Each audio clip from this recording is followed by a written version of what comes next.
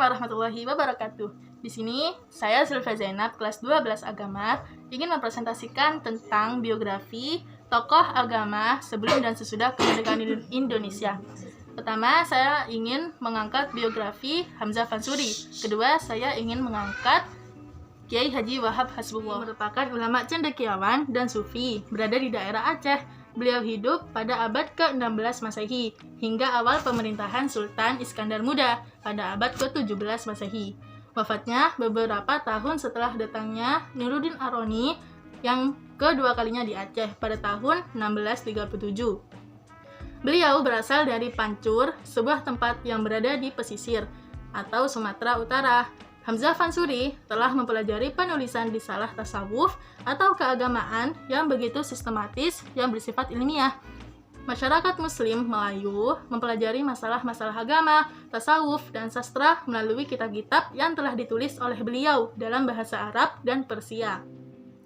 Saja di penulisan risalah tasawuf atau keagamaan dalam bidang keilmuan, di dalam bidang sastra, beliau juga yang mempelopori penulisan syair-syair filosofis dan mistis yang bercorak Islam. Di dalamnya terkandung syair-syair beliau yang sulit ditandingi oleh para penyair semasanya atau sesudahnya.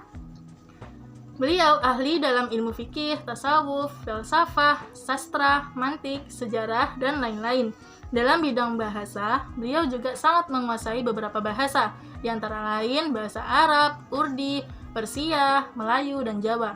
Riwayat hidupnya tidak banyak yang mengetahui. Beliau diperkirakan menjadi penulis pada masa Kesultanan Alauddin Riyad Shah yang merupakan sultan yang keempat dengan gelarnya Sayyid Mukamil.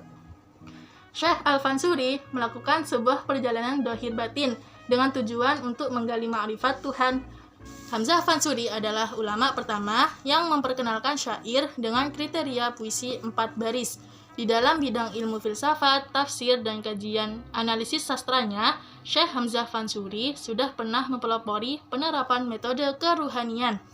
Syekh Hamzah Fansuri pernah menerangkan bahwa untuk mengenal jati diri seseorang, seorang sufi harus mengawalinya dengan metode tafakur tertentu. Suatu metode spiritual yang dikenal dengan istilah meditasi. Selama ini, pengertian meditasi atau tafakur sering disalah tafsirkan hanya sebagai latihan pernafasan atau berzikir atau membaca mantra. Syekh Hamzah Fansuri merupakan pelopor wujudiyah di Nusantara. Pandangan tasawuf yang dimiliki oleh beliau yang berbau wujudiyah atau panteisme. Abdul Wahab Hasbullah adalah salah satu seorang ulama, pendiri Nahdlatul Ulama yang lahir pada tanggal 31 Maret 1888 dan wafat pada 29 Desember 1971. Beliau adalah seorang ulama yang berpandangan modern. Dakwahnya dimulai dengan mendirikan media massa atau surat kabar, yaitu Harian Suara NU dan Berita Nahdlatul Ulama. Beliau adalah pengarang syair Jalal Waton yang banyak dinyanyikan di kalangan Nahdiyin yang dikarangnya pada tahun 1934. Kiai Haji Maimun Zubair mengatakan bahwa syair tersebut adalah syair yang beliau dengar dan dinyanyikan saat masa mudanya di Rembang.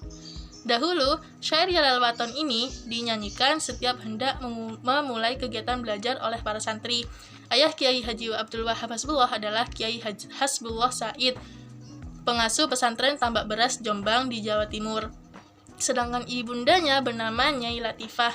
Ia juga seorang pelopor dalam membuka forum diskusi antar ulama, baik di lingkungan NU, Muhammadiyah, dan organisasi lainnya.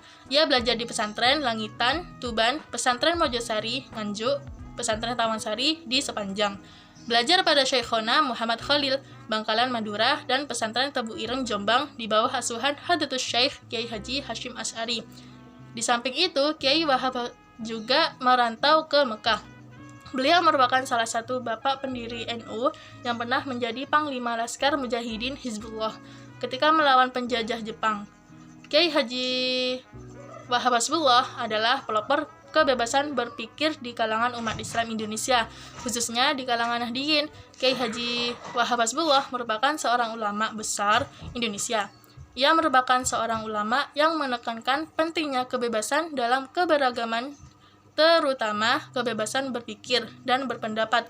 Untuk itu, Kiai Abdul Wahab Hasbullah membentuk kelompok diskusi Tashwirul Afkar, inspirator organisasi gerakan yang dirubah sekarang itu dengan nama Persatuan Pemuda NU atau PPNU, Pemuda NU saja, dan Ansarul Nahdlatul Ulama atau ANO. Sekian video dari saya, semoga dapat menyelesaikan tugas SKI dengan baik dan mendapatkan nilai yang baik.